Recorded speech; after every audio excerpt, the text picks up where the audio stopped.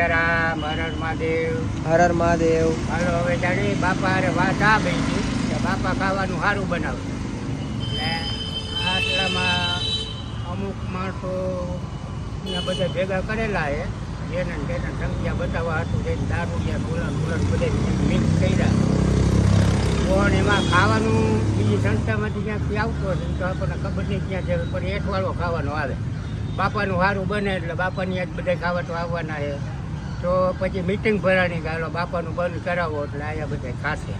નકર મારી ત્યાં ખાતા એટલે એ એઠવાળું તો બધું નાખી જ દેવાનું હતો એટલે આવી રીતે બાપાનું બંધ કરાવ્યું પણ એક વાત કરી દઉં કે આ અત્યારે ખાવ જે આવેલું છે ને એ ખાવ હવે ટૂંક સમયમાં બંધ થશે કારણ કે પાપ ભરાય ને ઇતિહાસ જોઈ લ્યો જ્યારે પાપ ભરાય છે ત્યારે નાશ જ થવાનો છે